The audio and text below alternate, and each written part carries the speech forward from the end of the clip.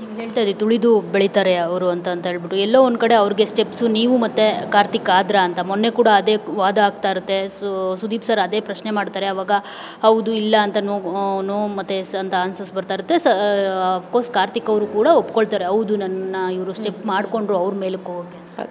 ನನ್ನ ವಿಚಾರದಲ್ಲಿ ನನಗೆ ಅಷ್ಟಾಗಿ ಅನಿಸಲ್ಲ, ಬಟ್ ಕಾರ್ತಿಕ್ ವಿಚಾರದಲ್ಲಿ ಹೌದು. ಯಾಕಂತಂದರೆ ಅವರು ಕಾಂಟೆಂಟ್ ಅಂದ್ಕೊಂಡು ಮಾಡಿದ್ರು ಅಥವಾ ಆ ಟೈಮ್ನಲ್ಲಿ ಅದು ಚೆನ್ನಾಗಿ ಅನ್ನಿಸ್ತೋ I don't know. But Karthik ಮತ್ತು ಅವರು ಜೊತೆಯಲ್ಲಿ ಇದ್ದಿದ್ದ ಕಾರಣ ಅವರು ಒಂದು ಹೈಲೈಟ್ ಆಗುವಂಥದ್ದು ಎವಿಡೆಂಟಾಗಿ ಗೊತ್ತಾಗ್ತಾ ಇತ್ತು. ಕ್ಯಾಮ್ರಾಗೋಸ್ಕರ ಮಾಡ್ತಾರೆ ಅನ್ನೋದನ್ನು ಬಹಳಷ್ಟು ಜನ ಒಂದು ಆರ್ಗ್ಯುಮೆಂಟಲ್ಲೂ ಕೂಡ ತೊಗೊಂಡಿದ್ದಾರೆ, ನಾಮಿನೇಷನ್ಸಲ್ಲಿ ತೊಗೊಂಡಿದ್ದಾರೆ.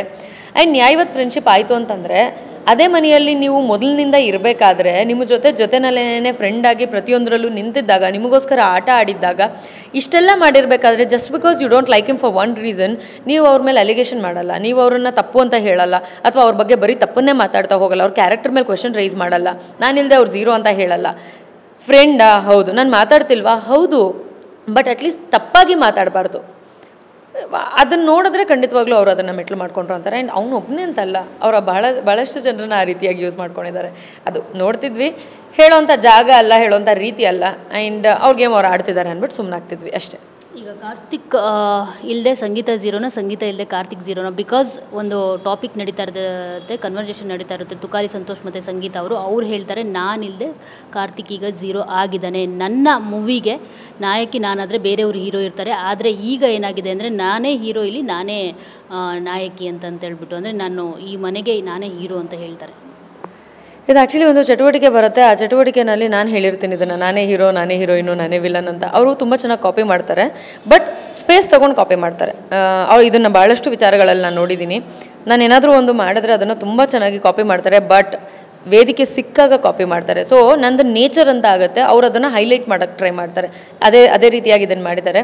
ಅಲ್ಲಿ ಯಾರಿದ್ರೆ ಹೀರೋ, ಯಾರಿದ್ರೆ ಝೀರೋ ಅಂತ ಆಗಲ್ಲ. ಎಲ್ರಿಗೂ ಅವ್ರದ್ದೇ ಆಗಿರುವಂಥ ವ್ಯಕ್ತಿತ್ವ ಇದೆ, ಅವ್ರದ್ದೇ ಆಗಿರುವಂಥ ಚಟುವಟಿಕೆಗಳಿದೆ, ಅವ್ರದ್ದೇ ಆಗಿರುವಂತಹ ವಿಧಾನ ಇದೆ ಆ ಮನೆಯಲ್ಲಿ ಇರೋದಕ್ಕೆ.